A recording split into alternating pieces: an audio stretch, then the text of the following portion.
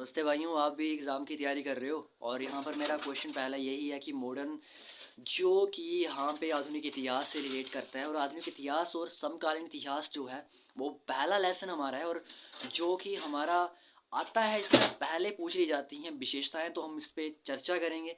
और अगर आपको समझ नहीं आए तो आप इसको ध्यान से समझ सकते हो, वीडियो को स्किप करके देखने की कोशिश मत करना, क्योंकि समझ कुछ आएगा नहीं। पहली चीज़ ये है कि आपको समझना है तो इस चीज़ पे टाइम देना पड़ेगा। तो शुरुआत करते हैं। तो पहले आपको बता दूं कि आधुनिक इतिहास क्या है। पहले तो उसका अगर आपको क्वेश्चन पेपर में आता है या हमें भी आता है, तो आधुनिक इतिहास है 1500 से 1945 के बीच में जो जो भी हमको देखने को मिलता है वो आधुनिक इतिहास में आता है।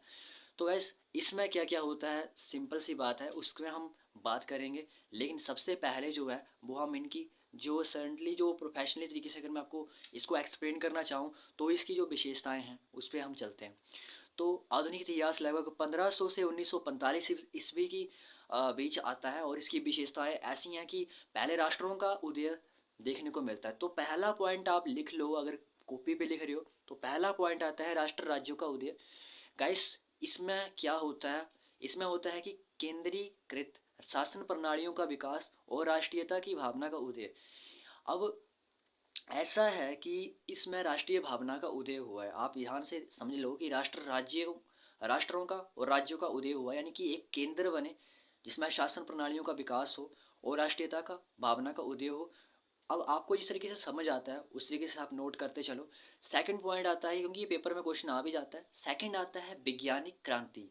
आधुनिक इतिहास का सेकंड पॉइंट आता है गाइस वैज्ञानिक क्रांति। इसमें वैज्ञानिक खोजों ने परंपरागत जो कि मान्यताओं को चुनौती दी, जो कि बहुत टाइम्स पहले से चली आ रही थी, ऐसे के बिलीव्स थे उनको चुनौती दी और तकनीकी प्रगति को गति प्रदान की, यानी कि टेक्नोलॉजी लाई और आधुनिक काल में हमको ये देखने को मिली।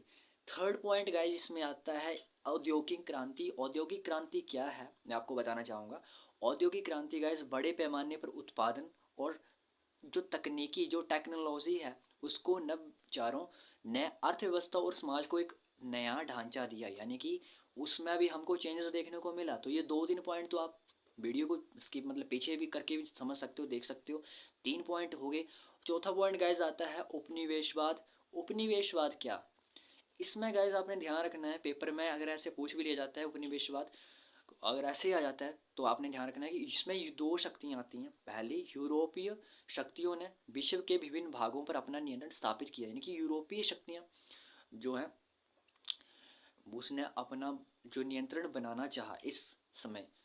अगला पॉइंट आता है गाइस विचारधाराओं का उदय। तो उदारवाद और समाजवाद और राष्ट्रवाद, ये तीन धाराएं आपको देखने को मिलेंगी इस शासन में, इस समय में। उदारवाद, समाजवाद और राष्ट्रवाद जैसी विचारधाराओं ने राजनीतिक और सामाजिक परिवर्तनों को प्रभावित किया। ये कुछ विशेषताएं मैंने आपको बताई आधुनिक काल की।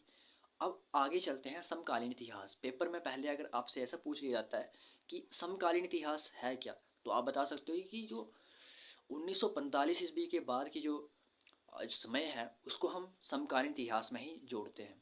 और अगर इसकी विशेषताएं आ जाती हैं तो मैं आपको बहुत आसान तरीके से बताता हूँ। पहली विशेषता है वसाहत विरोधी आंदोलन। कई उपनिवेशों ने स्वतंत्रता की प्राप्ति की, जिससे नए राष्ट्रों का और राज्यों का उदय हुआ।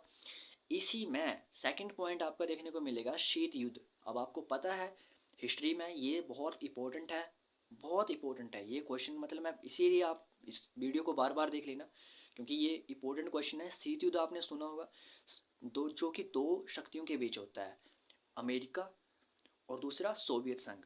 ये दोनों युद्ध, ये मतलब ये एक ऐसा युद्ध है जो तनावपूर्ण संबंधों से होने वाला था, लेकिन ये हुआ ही नहीं। मतलब सोचो, जैसे आपको पता चल रहा है कि दो लोग हैं जो आपस में फाइट करने वाले हैं और आपको लगता है कि फाइट होगी, लेकिन वो हुई ही नहीं उस चीज़ को।